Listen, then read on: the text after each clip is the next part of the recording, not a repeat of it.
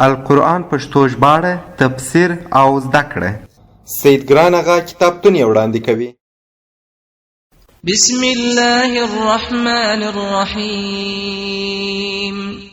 شروع کوم په نامه د الله جل جلاله چې ډیر زیات مهربان او پر رحم لرونکی دی.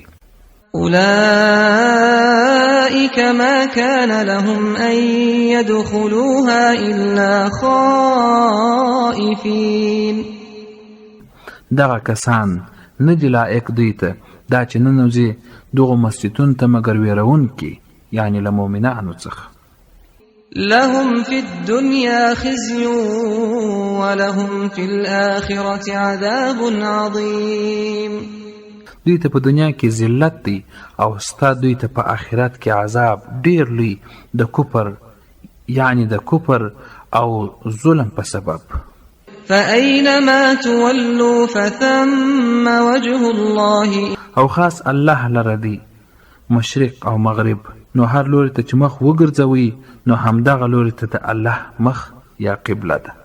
تفسیر وایي چې په سفر کې په سورلو باندې تاسې سپاره یاست د نوافلو د ادا کولو په نسبت، یا کله چې په سفر کې قبله پر تاسې مشتبه سي، یعنې څخه ورکه سي، نو دغه آیات نازل سو چې بیا که ستاسې په ګمان هرې خواته تاسې قبله ګڼئ، بس همهغه ستاسو قبله ده.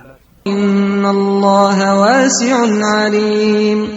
بېشکه چې الله جل جلاله پراخ دی، یعنی رحمت ده ښه عالم دی.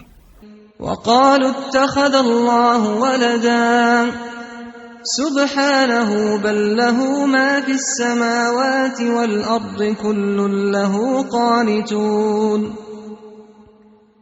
بديع السماوات والأرض وإذا قضى أمرا فإنما يقول له كن فيكون.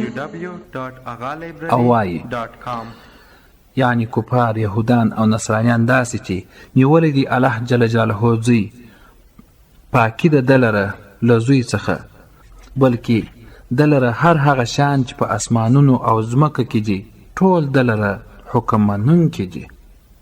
بیره نمونې پیدا کوونکي د اسمانونو او د مځکې دي، او هر کله چې اراده وکړي د یوه کار، نو بېشکه همدغه خبره ده چې وایي هغه کار ته چې وسه نو هغه وسي.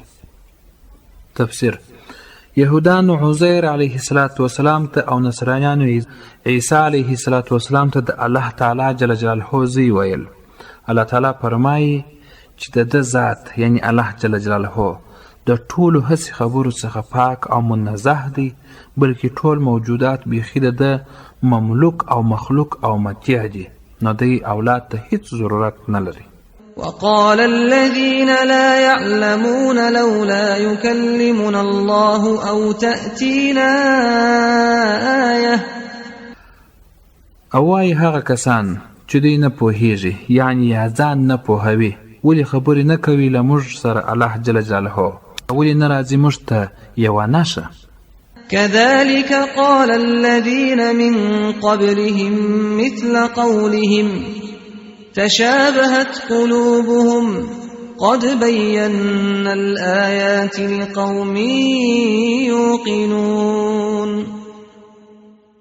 همدارنګه به ویل هغو کسانو چې و پخوا د دوی څخه په شان د خبرې د دوی یو رنګ سوي دي، زړونه د دوی په تحقیق سره بیان کړي چې موږ معجزې هغو خلکو ته چې دوی یقین کوي.